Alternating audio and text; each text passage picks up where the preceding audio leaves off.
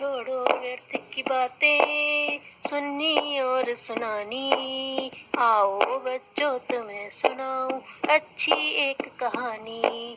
सुनो कहानी, सुनो कहानी, सुनो कहानी, आओ सुनो कहानी। आइए बच्चों, मैं आपको आज सुनाने जा रही हूँ कहानी विद्या की शोभा सदाचार। बात 1844 की है। सन 1844, 1844।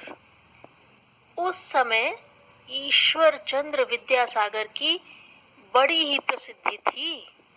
वे संस्कृत भाषा के प्रकांड पंडित थे।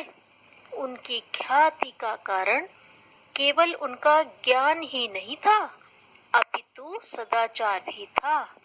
वे अपनी विनम्रता, परोपकार, सच्चाई आदि सद्गुणों से सभी के प्रिय बन गए थे। छोटा हो या बड़ा, गरीब हो या अमीर, निर्धन हो या धनवान, सभी उन्हें स्नेह करते थे और उनको सम्मान देते थे। एक बार कलकत्ता के संस्कृत कॉलेज में संस्कृत व्याकरण पढ़ाने के लिए एक अध्यापक का स्थान खाली हुआ। स्वाभाविक था कि कॉलेज के प्राचार्य को सबसे पहले ईश्वर चंद्र विद्यासागर का ध्यान आता। उन्होंने ईश्वर चंद्र के पास पत्र भिजवाया। उस पत्र में उन्होंने आग्रह किया कि वे संस्कृत अध्यापक का पद ग्रहण करें। इससे कॉलेज गौरवान्वित होगा और उनका आभारी रहेगा। ईश्वर चंद्र के लिए यह एक अच्छा अवसर था। इस पद को ग्रहण करने पर उन्हें अच्छा वेतन और सम्मान भी मिलता। सभी सोच रहे थे कि अब वे संस्कृत कॉलेज में पढ़ाने लगेंगे, परंतु उन्होंने पत्र पढ़ा, एक क्षण विचार किया और अपनी असहमति लिखकर भेज दी। उन्होंने लिखा कि आपको व्याकरण पढ़ाने वाले अध्यापक की आवश्यकता है। मैं सोचता हूँ कि व्याकरण में मैं इस नगर का योग्यतम व्यक्ति नहीं हूँ। इस विषय में मुझसे अधिक विद्वान मेरे मित्र श्री तारक वाचस्पति जी हैं। यदि उनकी नियुक्ति कर सकें तो मुझे इस बात की बड़ी खुशी होगी कि आपने योग्यतम व्यक्ति का चुनाव किया है।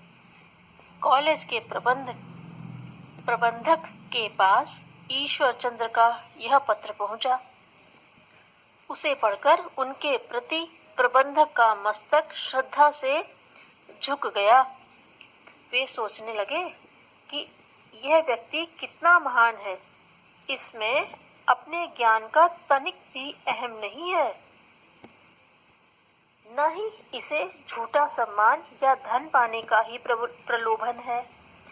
जो विद्वान किसी दूसरे व्यक्ति को अपने से बड़ा बताए, वह वास्तव में विशाल हृदय है। ईश्वर चंद्र के प्रस्ताव को कॉलेज की प्रबंध समिति ने खुशी से मान लिया। इसकी सूचना उन्होंने ईश्वर चंद्र विद्यासागर को भी दे दी। मित्र की नियुक्ति का समाचार पाकर ईश्वर चंद्र विद्यासागर को हार्दिक प्रसन्नता हुई। वे तुरंत मित्र को यह शुभ समाचार सुनाने उनके घर की तरफ दौड़ चले गए। वाचस्पति महोदय को संस्कृत कॉलेज में अभी नियुक्ति का समाचार पाकर बड़ा आश्चर्य हुआ, और होना भी चाहिए था। उन्होंने तो इस पद के लिए कोई आवेदन भी नहीं भेजा था। ईश्वर चंद्र ने उन्हें सारी घटना कह सुनाई। वाचस्पति उनकी यह बात सुनकर गदगद हो उठे। उन्होंने मित्र को हृदय से लगा लिया और बोले, ईश्वरचंद्र, मैं तुम्हें देखकर मुझे बहुत गर्व हो रहा है कि आज भी संसार में इतने विनम्र विद्वान हैं, इतने परोपकारी व्यक्ति हैं। केवल ज्ञानी बनना ही महत्व नहीं रखता, विद्वान की शोभा उसके आचरण से होती है।